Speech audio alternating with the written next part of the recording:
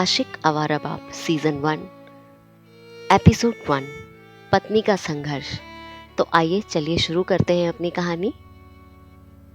एक पत्नी, एक पति, दो बच्चे। सुनने में कितना अच्छा लगता है ना, लेकिन जो दिखता है वो होता नहीं है और जो हम चाहते हैं वो हमें मिलता नहीं है। तो ये कहानी है एक पत्नी की जो अपने पति से सताई हुई है। ये बात एक शहर की है जहाँ पत्नी और पति दोनों ही सरकारी नौकरी में थे और पत्नी का नाम संगीता, वो एक गवर्नमेंट स्कूल में टीचर थी और पति का नाम रंजीत था, इलेक्ट्रिसिटी डिपार्टमेंट में इंजीनियर था। अब दोनों के अभी एक बच्चा था। पूरा परिवार एक सरकारी क्वार्टर में रहता था जिसके पड़ोस में और भी फैमिलियाँ रहा करती थी। स्पेशली एक फैमिली उनके पड़ोस में रहती थी। 1986 में दोनों की शादी हुई थी। 1987 में पहला बेटा हुआ। ये बात 1992 की है। सब सही चल रहा था। कुछ दिनों से रंजीत के स्वभाव बदलने लगा। रंजीत संगीता को नापसंद करने लगा। जरा सी बात पे चिल्लाना, जलील करना, गाली गलौज करने लगा। संगीता कुछ समझ में नहीं आया कि ये क्या हो रहा है, क्या क्या गलती हो रही है उससे।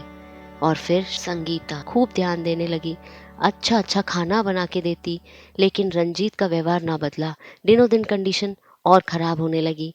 बात आगे बढ़ती जा रही थी और अब तो गाली गलौज से बात फिजिकल वायलेंस पे आ गई।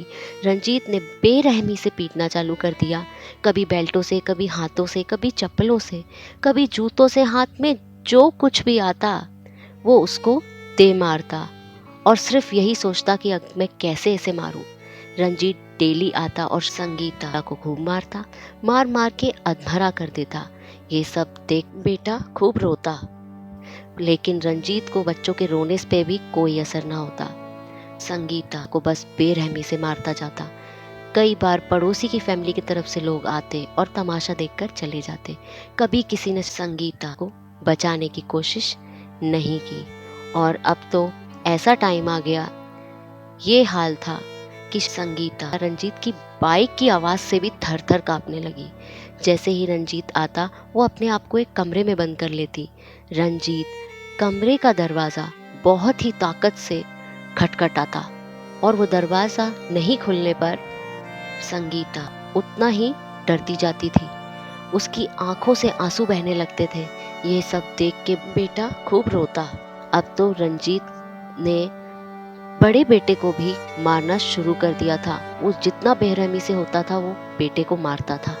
कौन माँ होगी जो बच्चे को पिटता हुआ देखेगी। वो कमरे से बाहर निकल जाती है और रंजीत उसके बाल पकड़कर खींचता हुआ उसको थप्पड़ मारता है।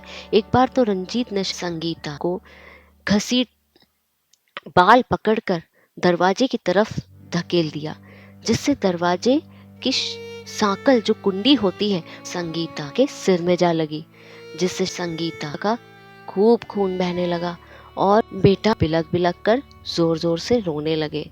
और फिर क्या था, संगीता जैसे तैसे अपने आप को संभाला, नर्सिंग होम पहुंच गई, मरहम पट्टी करवाई। ये मारपीट का सिलसिला यूं ही चलता रहा।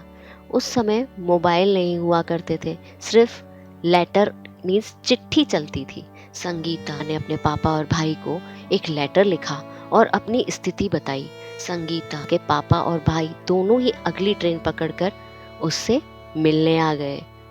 उसके पापा ने रंजीत को बहुत समझाया, पर फिर रंजीत ने उनके सामने कुछ शर्तें रख दी।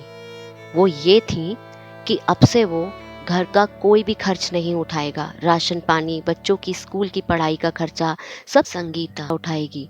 संगीता सब में राजी हो गई। उसे लगा कि शायद इससे हमारे दिन बदल जाएंगे, पर ऐसा ना हुआ, क्योंकि वो चाहती थी कि बस कैसे ही सब सही हो जाए।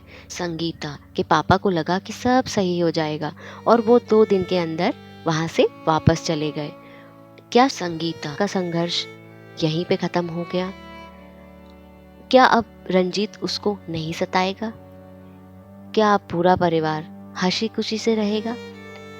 आपको आगे बताएंगे। ये जानने के लिए हमारे साथ बने रहिए नेक्स्ट एपिसोड में।